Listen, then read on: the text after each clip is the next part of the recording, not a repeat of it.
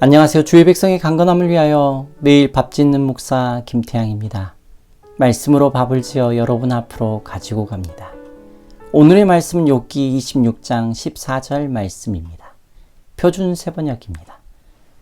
그러나 이런 것들은 그분이 하시는 일의 일부에 지나지 않고 우리가 그분에서 듣는 것도 가냘픈 속삭임에 지나지 않는다. 하물며 그분의 권능에 찬 우레소리를 누가 이해할 수 있겠느냐. 수아 사람 빌닷의 말에 대한 욥의 답변입니다. 고맙다. 가르쳐 주어서 고맙다. 공격도 줄여주어서 고맙다. 말도 줄여주어서 고맙다. 이런 말을 욥이 하고 있는 줄 알았습니다. 그러나 욥의 말 그대로 받을 수 있는 상황이 아니라는 것을 우리는 알고 있습니다. 문맥의 흐름을 보면 욥이 빌닷을 향하여서 빈정거리면서 말하는 것입니다. 시작부터 달랐습니다. 욥은 보통 2인칭 복수를 사용해서 친구들 모두를 지칭해서 말했는데 여기서는 2인칭 단수를 사용합니다. 너희가 아닌 빌닷을 향하여 너라고 콕 집어서 말하고 있는 것입니다. 개역 개정은 욥이 그 빈정거림을 어떻게 했는지 잘 번역해주고 있습니다. 내가 힘없는 자를 참 잘도 도와주는구나. 기력 없는 팔을 참 잘도 구원하여 주는구나. 지혜 없는 자를 참 잘도 가르치는구나.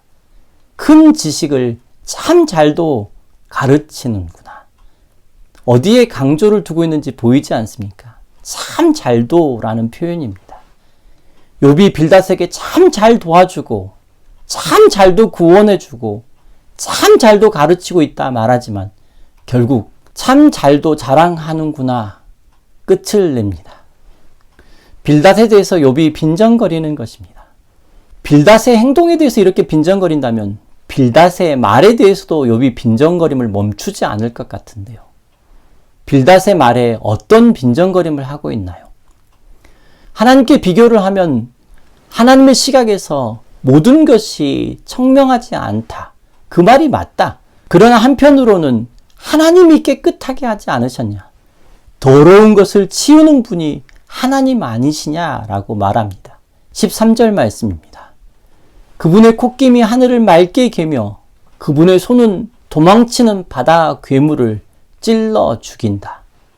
누가 하나님에 대해서 헤아리는 것이 가능하겠는가 말하는 것입니다. 욥의 긴 이야기를 이 빈정거림으로 시작한 것입니다. 친구들은 말을 줄이고 말을 하지 않는 상황인데 욥은 결국 이 빈정거림으로 그의 말의 포문을 열고 만 것입니다.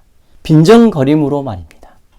오늘 우리가 보고 있는 말씀에서도 욥을 지지하는 말씀을 찾아야 하는 것일까요? 친구들보다는 훨씬 말이 많잖아요. 상대를 교만하다고 말하고 있지만 욥의 말들을 잘 살펴보면 교만투성이입니다. 다 아는 것처럼 이야기하지 말라고 이야기하지만 욥의 이야기는 상대를 무시하며 상대를 깔보며 상대를 가르치는 투로 말하고 있습니다. 대단합니다.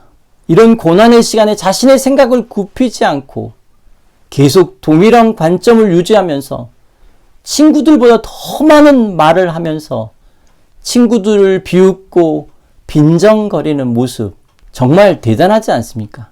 그러니 혼자 떠들고 있는 욥의 이야기를 우리는 어떻게 들어야 할까요? 이 시간 다 함께 기도하겠습니다. 하나님, 비웃고 빈정거리는 모습으로 이 땅에 우리의 모습이 비춰지지 않게 하옵소서. 욥의 내면을 보면 여전히 질문이 많고 많이 지쳐있는데 그 지쳐있음이 욥에게 많은 말을 가져오고 있음을 보고 있습니다. 주님, 우리 자신을 돌아보게 하옵소서. 이 말씀 앞에서 우리 자신을 살펴보게 하옵소서. 예수님의 거룩하신 이름으로 기도드립니다. 아멘.